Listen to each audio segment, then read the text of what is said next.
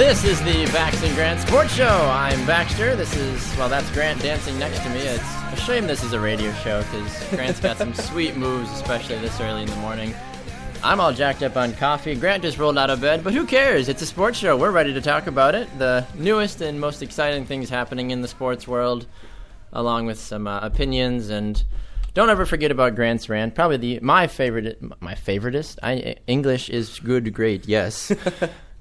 Grant, your rant is my favorite part of the show. That's what I meant to say in a more reserved, professional way. But unfortunately, English does not always precede what I would like to do in the morning. Yeah, and just to, like Baxter was saying, he's interested in what I have to say, but I did not tell him because I just want to keep him in suspense. This is the first time I don't know what he's going to rant about. So I'm just gonna preface it and hold you guys in suspense for the show. So if you're one of those people that click on and just listen and then exit the first few minutes, It gives you a little something. I don't know if people hold do on that. To it. That's teasing. That's cruel. But yeah, today the title of my rant is Eli Manning being really dumb. Ooh. So that is very intriguing, and I will certainly be waiting.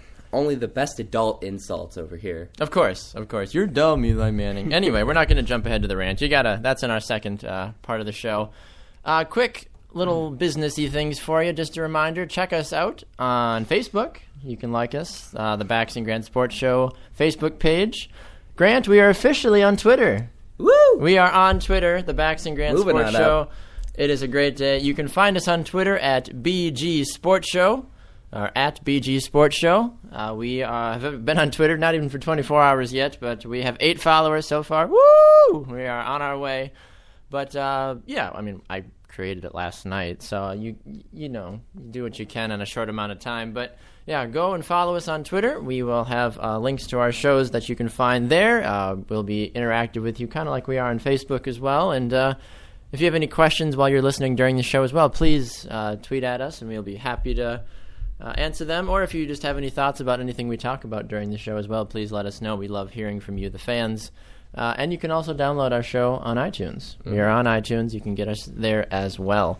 So enough with all the businessy things. We are going to kind of jump right into it.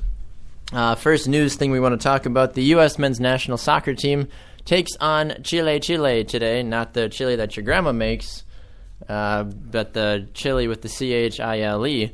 In an international friendly, this is a very interesting and young squad by a lot of different means in terms of you've got players like Steve Birnbaum, DeAndre Yedlin, Will Trapp, projected to be starters along with other guys like Gyasi Zardes and other fun things as well going on.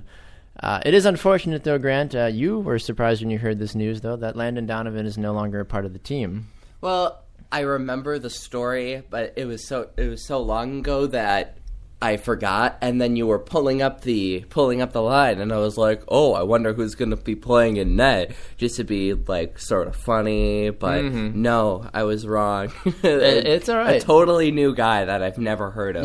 Yes, it is the end of an era with Landon Donovan, the all-time leading goal scorer and assister for the U.S. men's national team, has hung up his boots for the final time, although people were saying he might pull a Brett Favre and try to come back, but it's probably not going to happen. So the U.S. men's national team takes on Chile today in the first of their 2 international friendlies. Their next one will be the first week of February when they take on Venezuela. So that'll be another fun, exciting game to kind of test out the team and really see what Jurgen Klinsmann is thinking for the future tournaments coming up. Grant, what other sports news around the league really crept up under your radar? Not much that we're really going to talk about except a buzzer beater last night. So that could be really that was an exciting buzzer beater. I watched the replay of it. Yeah. But it wasn't the most impressive stat line for Rose. He had 30-plus points, but 11 turnovers, and I don't think he had any assists. So it's not really the stat line you want him posting. You want him to have more assists. So, I mean, he had a great game, but not his best. So that's something to be looking at because he is a player that has been under scrutiny. Mm-hmm. He had a great first season, then he had an injury, and then he just kind of sort of tapered off. Yeah, I'm listening to Charles Barkley yesterday, too. He mentioned on Mike and Mike that over in the Eastern Conference, the Chicago Bulls are one of the teams to beat. And rightfully so. Derrick Rose is starting to catch fire at the proper time and really is making a name for the Bulls.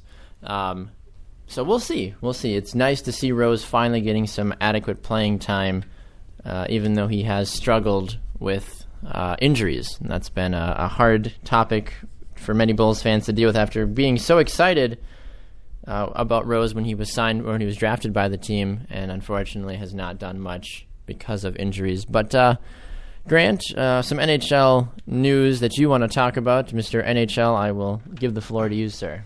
All right, so Martin Brodeur, after 22 seasons, has now retired.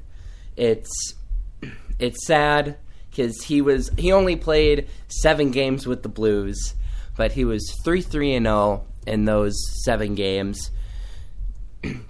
So, it's an end to a fantastic career. He is the most winningest goalie in all the NHL. I can just pull up the stats here for a second. He has played 1,266 games.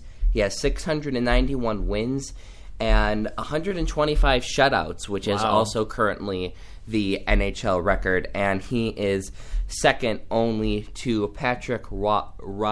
I can never say it. I think it's Ra. It's R-O-Y. It looks like Roy. I think it's Ro. I don't know. It's French. I can never pronounce it. I don't. Yeah. But yeah, only second to him with 113 playoff wins.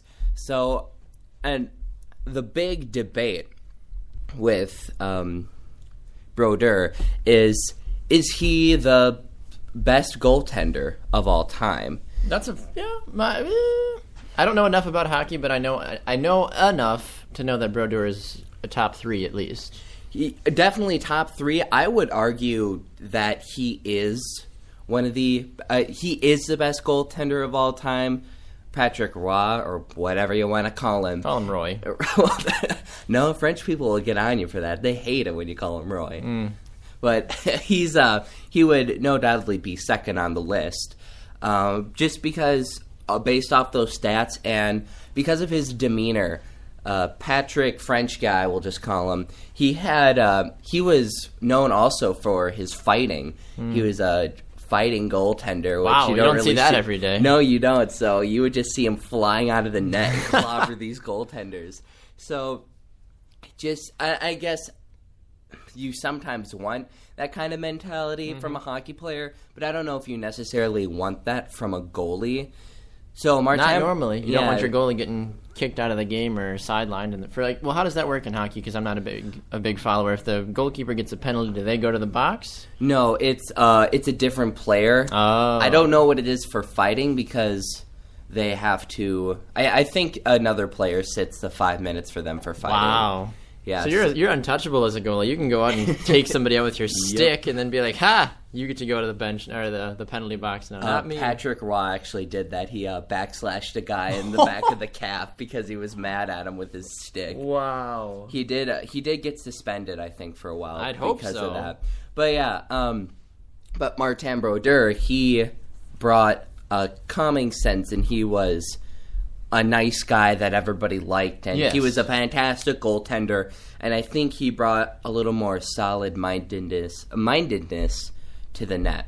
So that's my thought of it. Also, another interesting note about Brodeur is that I don't believe he is finishing up the season. From what I've been reading, he's not going to be finishing it as a player.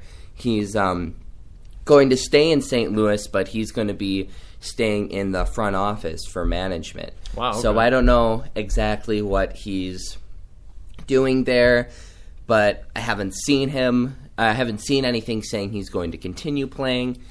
The New Jersey Devils, who he won all but 3 games his entire career with. Oh, and by the way, this is also important that he did win 3 Stanley Cups. Which is impressive within itself. Right. But anyway, going back, the New Jersey Devils offered him apparently the same position, or a front office management position. Do you think he'll coach? Oh, I would have no doubt in my mind that he will coach or at least coach goaltending. Mm-hmm. And I think that's kind of what the New Jersey Devils, the coach, was getting at, was that when he was talking to him about it, Brodeur said he signed on to this team for a year. He wanted to stay with the St. Louis Blues for the year, finish out his contract, because that's just the kind of guy he is. Yep. That's what the coach said. He said that he was an honest guy, a true guy, so he respected the fact that he wanted to stay in St. Louis for a year, and he has no doubt that he will be coming back to New Jersey. So I'd imagine that he'd be coaching in some way, shape, or form. They probably want him as a goaltending coach, if that's a thing, because I know they have like specific coaches for other sports, but or probably like a trainer for their tenders or assistant coach in the future. So yeah. All right. Well, Brodeur has definitely had a terrific career, and you might even say he's happy, Grant, with how his career's ended up. You know who's not happy though, Grant? Who's not happy? Detroit Lions fans. We'll tell you that next.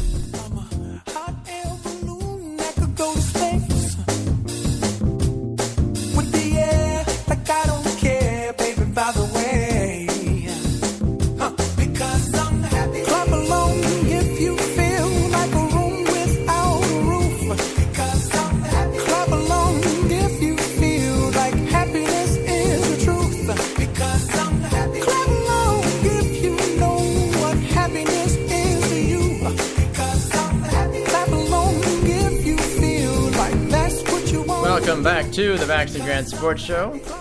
I'm Baxter, or Bax. That's Grant.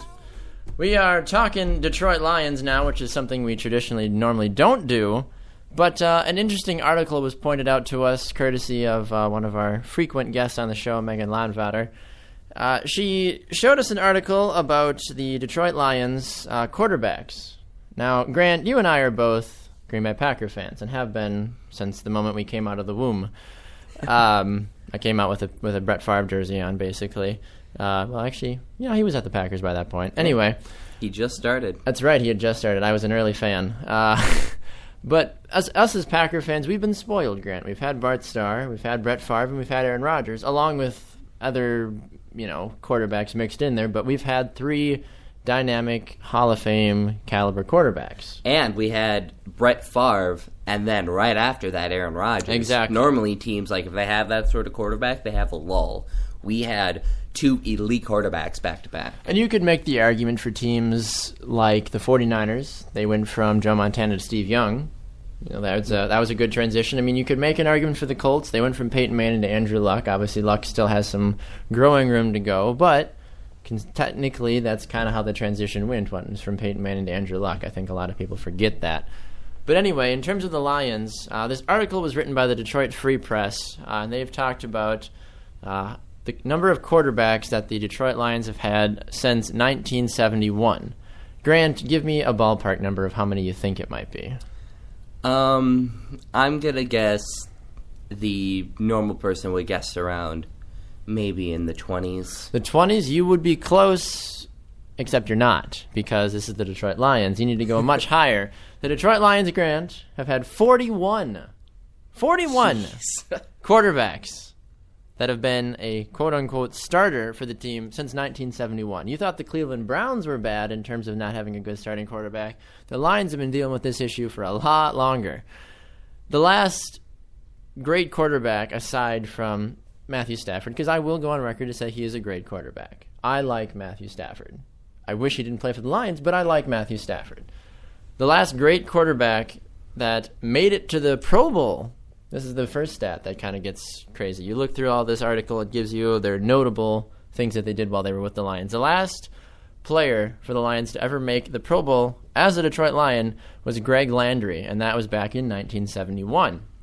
Landry went 23, 30, and 2 during his time with the Lions. It's not awful, but at the same time, not great, Weird for a Pro Bowl quarterback to have that sort of record with exactly. his team. Yep, exactly. So you scroll through this list, 90% of these guys I have never even heard of. A lot of these guys didn't really get off the ground.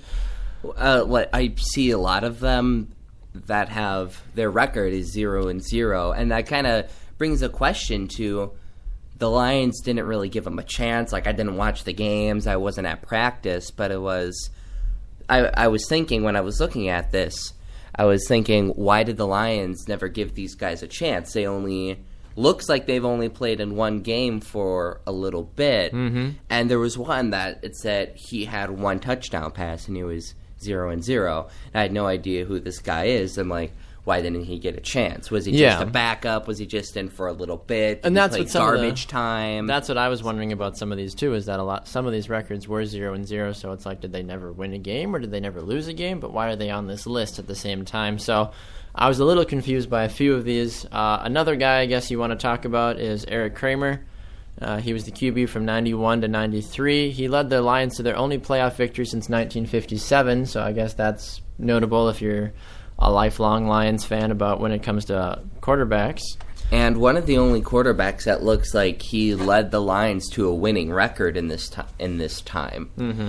Because a lot of these guys have losing records or even records, so it's hard to imagine that a lot of the Lions teams were producing successful seasons during this time period. Yep. As we get later in the list, I know I started recognizing more of these names. A name that stuck with me for a while was Charlie Batch. If you were a Packers fan growing up in the late 90s and early 2000s, you knew anytime you played the Lions, you were going to have to deal with Charlie Batch. Thankfully, Batch wasn't traditionally that great. He wasn't horrible, but he wasn't a good quarterback either. He was good enough to maybe cause a few issues here and there, get a good pass, every 120 throws, things of that nature. And then you keep going down the list. You look at probably one of the more costly busts for the Lions was Joey Harrington. He was a first-round draft pick back in 2002. He went 18-37 with the Lions. He did throw for 60 touchdowns, which is impressive, but coincidentally he threw for 62 interceptions. I always remember playing against him or playing as him in Madden back in the day because, you have a first-round quarterback and you're like, oh, he's a rookie. I was that guy growing up, Grant, that would want to give the rookies a chance. Like I have yet to do that on Madden 15 with Johnny Manziel, but I've done it with Teddy Bridgewater and a few other guys where they're fun to play with. You want to just see what they're capable of doing. Obviously, Madden is not as realistic as they are in the real game because if that were the case, Joey Harrington would be in the Hall of Fame with all the numbers I gave him. Mm-hmm. But, you go through this list, though. J.T. O'Sullivan, he was a Green Bay Packers backup for a while. Jeff Garcia, he made his name playing with the 49ers. John Kitna, he used to be Bengals quarterback. And then I was surprised by this. I don't think I ever remember this. Was Dante Culpepper for the Vikings. Yeah, I saw that too. It was really interesting. I never remember him going over to the Lions. I don't either. I don't remember that either. He finished his career by losing 5 games in 2008 and 2009. Culpepper, as a starter for the Lions, went 0-10. So, very impressive. Very impressive. Hall of Fame. Hall of Fame. And then you get to Matthew Stafford. Now, Matthew Stafford does not have a positive win-loss record, unfortunately. He is 35-42 overall. But he still has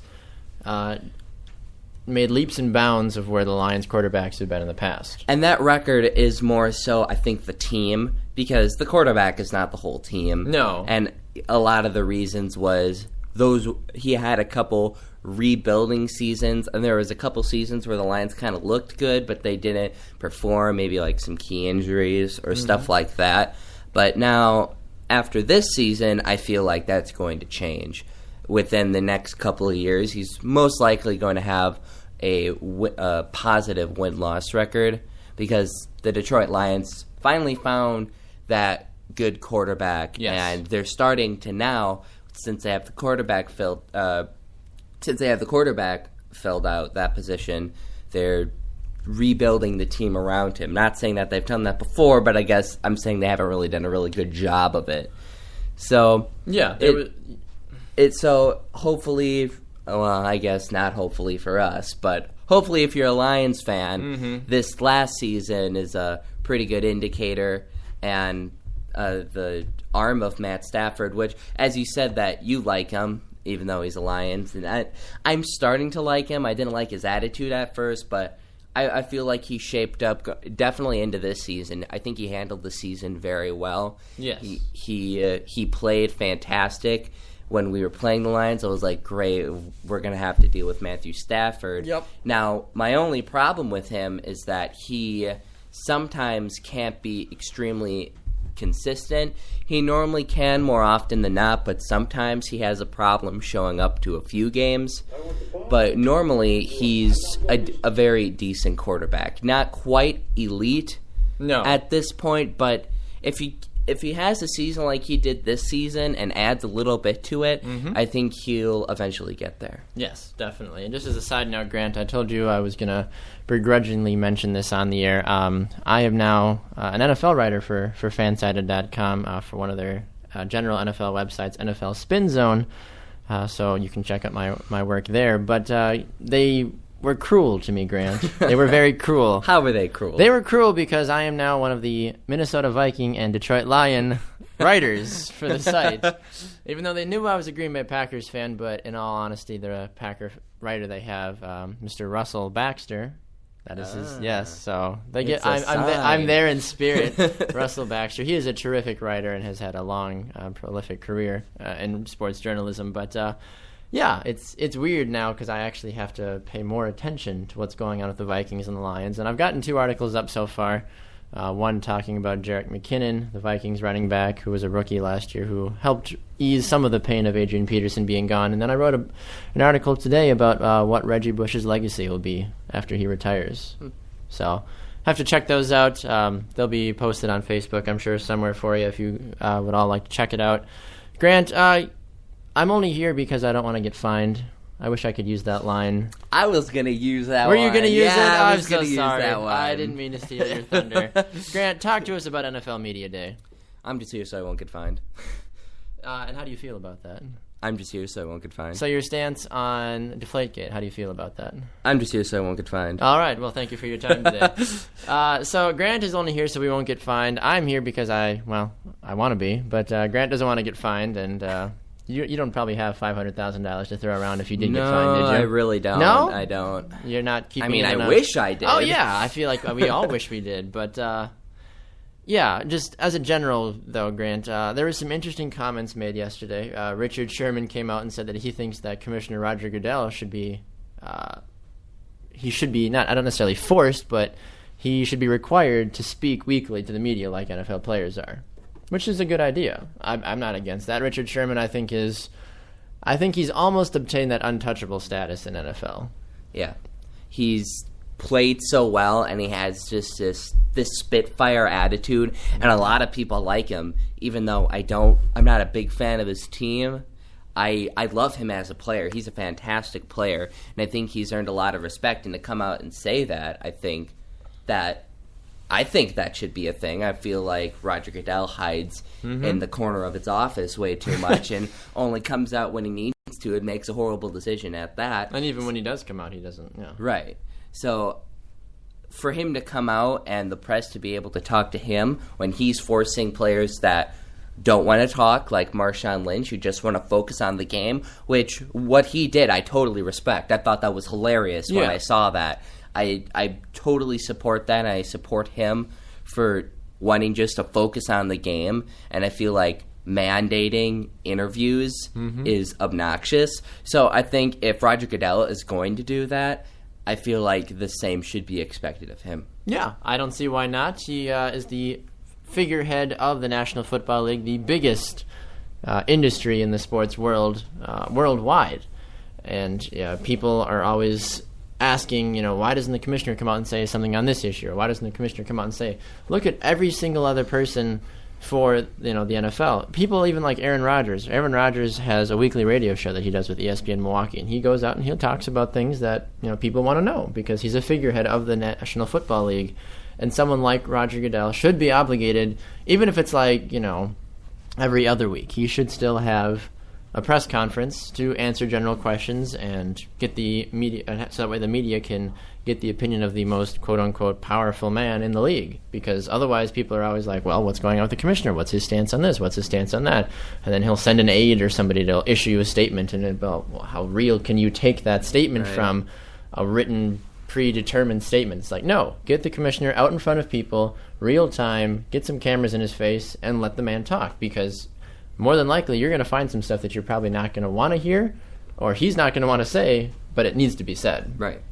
So that's my little rant. But I think it's time for your rant, Grant. Are you ready? I'm ready. All right, it is time for Grant's rant.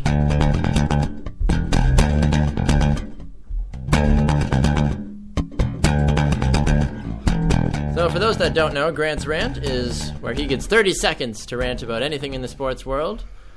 Grant, are you ready, sir? Sadly, I am ready. Sadly, you're ready. Please, Grant, tell me how dumb Eli Manning is. Are you ready? I'm ready. Go!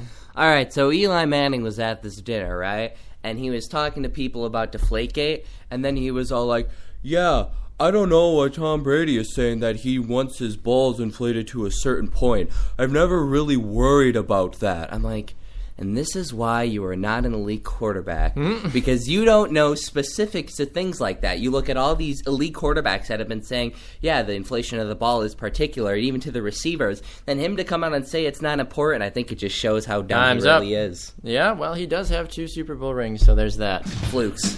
Flukes? Flukes. Grant is calling Eli Manning a fluke with his 2 Super Bowl quarterback, 2 Super Bowl championships. He lives in the shadow of his brother. He does. Except that I feel like his brother lives in his shadow. Either way, Grant, we're not going to take it. When we come back, we're going to have the great QB debate. That's next. Don't go anywhere.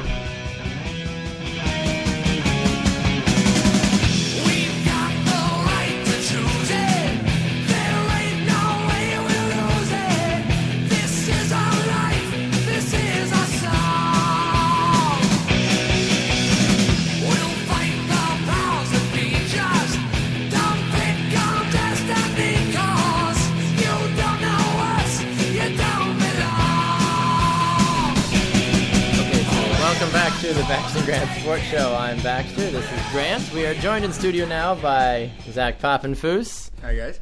Thanks, Zach. We appreciate you stopping by. Zach, you joined us just in time for someone like you that is very sports-minded and you're kind of just a grab bag of all sorts of random knowledge. But we're going to have what's called the Great QB Debate, Zach. There are 3 categories that you have to assign a quarterback to, and give us a reason why. Well, Grant and I will do the same as well, but we'll start with you since you're joining us. So if you have to pick one quarterback, Zach, that you can only have for the regular season, to lead you through the regular season, not the playoffs or the Super Bowl, just one, who would it be and why?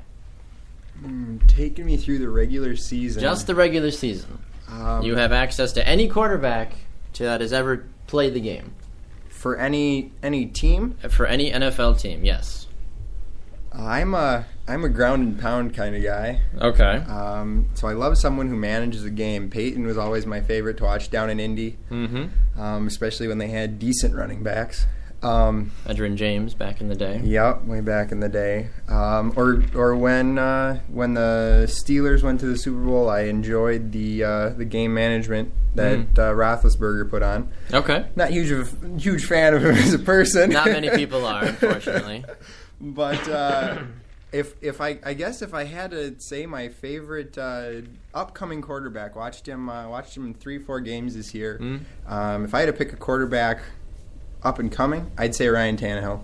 Interesting. He has just that little tick where he can tell what the defense is going to do, and I watched 3 or 4 times where he audibled out of certain plays and into other things that allowed them to get critical first downs on 3rd and long or 2nd and long that kept them from going into those 3rd and long situations. A veteran, you gotta go with Tom Brady. Yeah. He's got the ability to manage a game when he's got a running game. We've seen that in the past. Without a running game, he's just another quarterback. But when he's got a running game and he can do his game management, I think he's got it under control. All right, Grant, who is your man that will lead your team to the promised land through the regular season? Regular season alone, but forgetting playoffs and everything else. Matthew Stafford. Really? Because I feel like he has not. The reason he's not playoff material is because I believe he's only played in 1 playoff game that he lost, which that was controversially lost. But he still hasn't had a playoff win, and like I said earlier in the show, he sometimes is a little inconsistent, but this regular season, he was on fire, even though the games that they lost, I feel like they weren't his best games.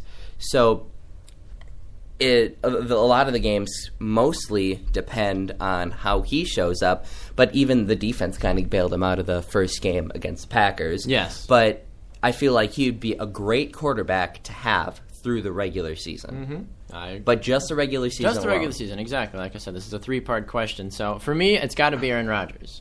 A healthy Aaron Rodgers, not a one-legged, one-calfed Aaron Rodgers. A healthy Aaron Rodgers is near untouchable in regards when he is completely healthy. He can have, your Sunday Rec League wide receivers out there, or you can have Jordy Nelson and Randall Cobb. He will still get the ball into their hands and will still put up huge numbers no matter what. And he has terrific vision of the field and can usually see a few steps ahead of what's about to happen, so that way he can make the adjustments at the line. We saw it numerous times throughout the season where there's about 5 seconds left on the play clock, and he's still up at the line yelling out different things and trying to change the play 2 or 3 times, and then snaps the ball with 0.5 seconds remaining on the play clock. But if I have to go just to the regular season, Aaron Rodgers is my guy. All right, so the playoffs, Zach. Who is your man guiding you just to the playoffs, not the Super Bowl? Assuming you have to go through wild card, divisional, and your championship game, who's taking you through the playoffs? Taking me through the playoffs would be Aaron Rodgers. Okay. Despite his bad playoff record? As a student of the game, Rodgers is one of the only quarterbacks that I've ever seen who can adapt as well in game to a team. We've seen that a couple times this year and a couple times in was it 2010? Yes. The year they went. So I think Rodgers is your playoff quarterback. If you can get Rodgers to the playoffs, I think, forbid you have a debacle like the recent playoff debacle, but a healthy Aaron Rodgers in the playoffs, I think you have a pretty good chance of making it all the way to the Super Bowl. Fair enough. Grant? My thing to that was, I was originally going to say Aaron Rodgers, and then I thought about it, and I'm like, I think this is just my Packer bias, because besides the 2010 playoff run, Aaron Rodgers has not been that successful in the playoffs. That's true. He's done great in the regular season, including a 15-1 record that they had in 2011. But after that, in the playoffs, they lost their first game. And even though they won a playoff game this year, that was kind of fluky in my opinion. It was really close, and they lost in the NFC Championship game. And Rodgers had okay games. He didn't have awful games. But he didn't have fantastic games. And throughout his playoff career, Rodgers has not done the best. The only thing that he really has to his name playoff-wise is obviously the Super Bowl that they have. So that's my argument against Aaron Rodgers. The quarterback I would want going, sadly to say, I love Aaron Rodgers, and I'm behind him any playoff game. Of course. But if I would have a choice, I would say Tom Brady. Okay. Because in my mind, he is currently the best playoff quarterback.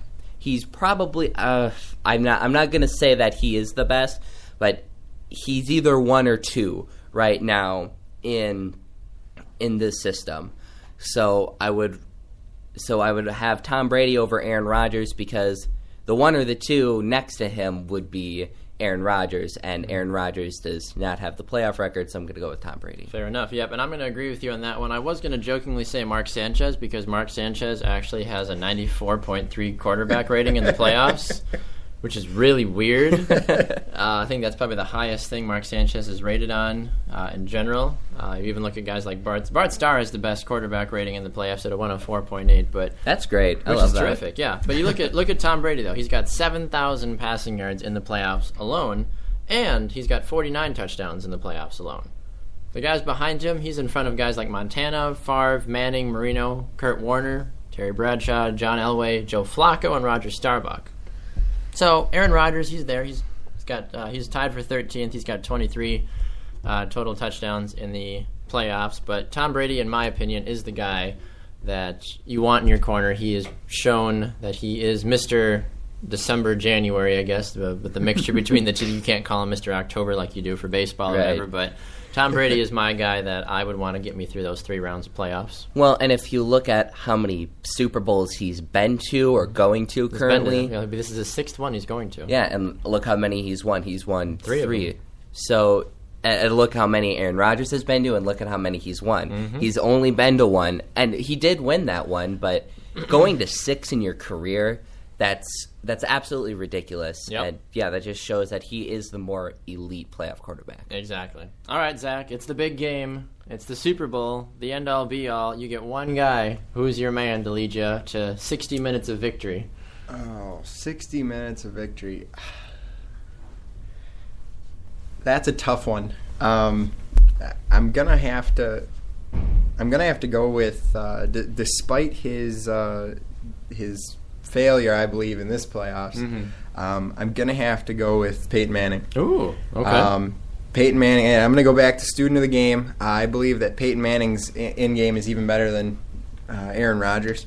And if you put the right team around Peyton Manning, and obviously, there's something to be said to having the right team around the right guy.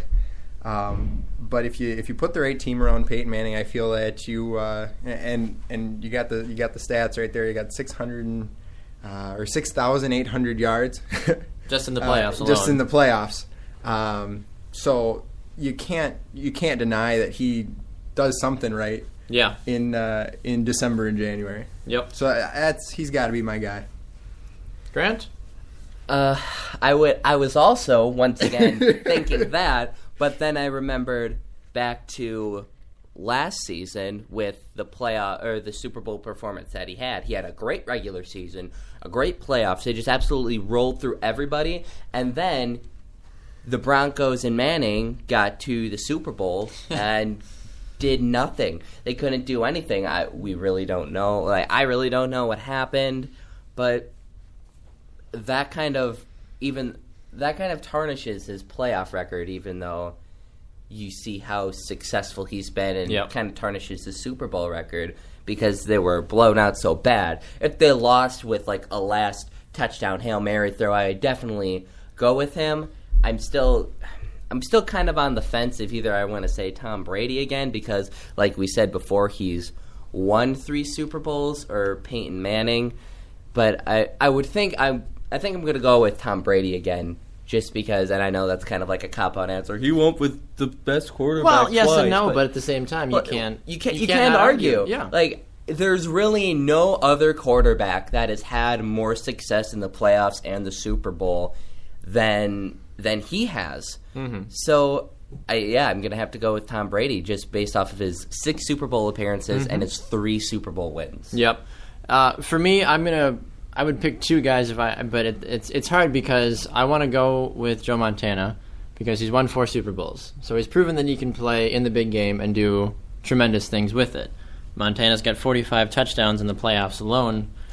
But if I went with pure suave and magic, I would go with Russell Wilson right now because that he seems to have destiny on his side. That's the only reason. I'm not saying he's an elite quarterback. I'm not saying he's got the best wide receivers in the world. But the weird way that the sports world works right now, with the way he did last year and the way he's probably going to do it again this year, against my better judgment, unfortunately, it'd be interesting to see how he would do, especially if you gave him even just one good wide receiver. Doug Baldwin is an awful wide receiver. I'm just gonna state that right there.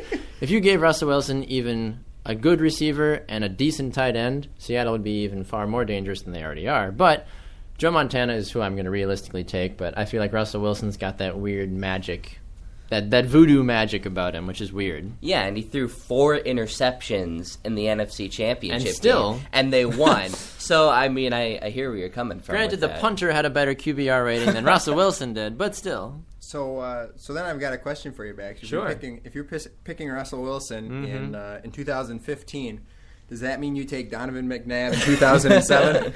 Yeah, I don't know about that one. He had that 4 interception game leading up to the playoffs. Yep. And then they came in and kicked Green Bay's butt. Well, Donovan also never won a Super Bowl either. It's true. But Russell's got that on his side. But anyway, Zach, thank you for stopping by today. It's been a It's been a pleasure. It was good to be here. We'll have to have you back again in another episode. So we're going to take a fast break, and when we come back, we're going to close up the show. This is the Bax and Grant Sports Show.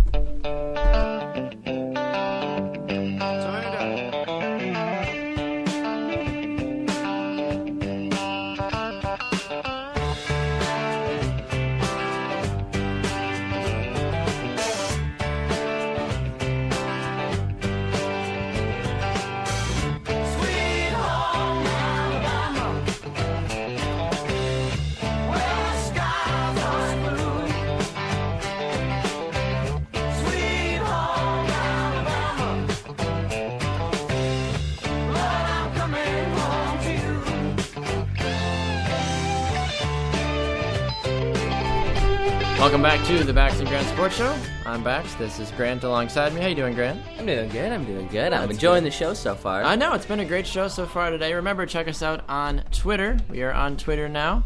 You can find us at BG Sports Show. Grant, you had something you wanted to add to the last segment because I, unfortunately, can't remember things that I said 2 minutes ago. So, Grant, you had something you wanted to say. Please enlighten me and correct me as well for what my sin that I committed. Well, at the beginning of the show, you were like, yeah, we're going to talk about we're going to talk about three quarterbacks, regular season, playoffs, and team rebuilding, a good team rebuilding quarterback. I know who you'd build a team around. Who to build a team around. And in my opinion, I feel it's something happening right now in the Minnesota Vikings.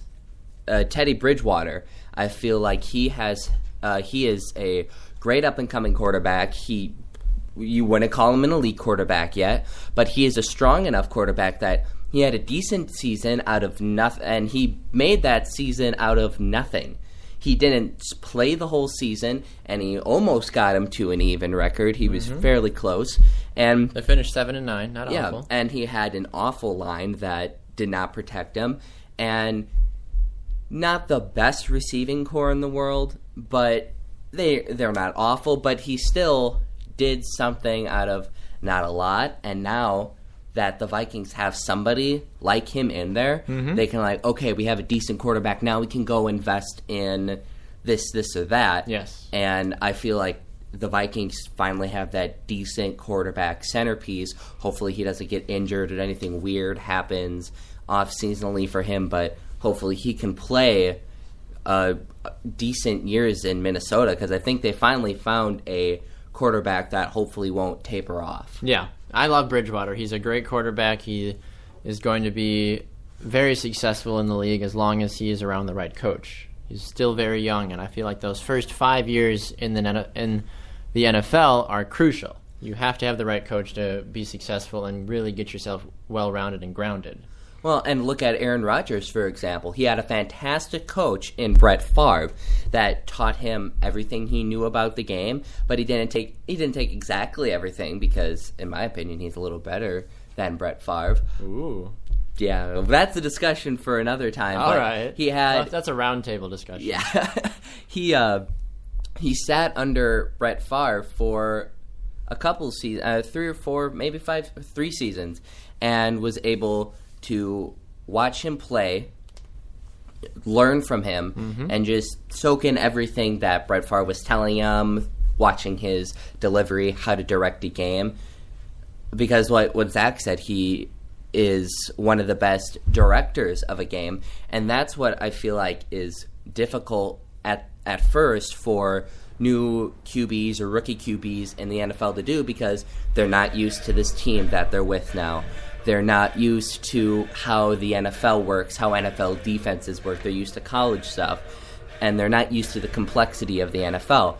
So to play as well as he did at the beginning was great, and like you said, yes, he'll need a new coach so he can learn all of those things, but Teddy Bridgewater had an excellent season this year and is one of the most prominent prospects in the NFL. Would you buy a Teddy Bridgewater jersey? I would buy it if it wasn't purple. Fair enough. Well, maybe Bridgewater will end up in Green Bay and be Rodgers' replacement one day. I doubt it. Start that rumor. I don't think the Vikings are going to let go of him. Doubtful. This has been the first decent quarterback that they've had in there for a while. Yep, exactly. Well, thank you again for listening. This has been another edition of the Bax and Grant Sports Show. be good, and we will see you all on Friday.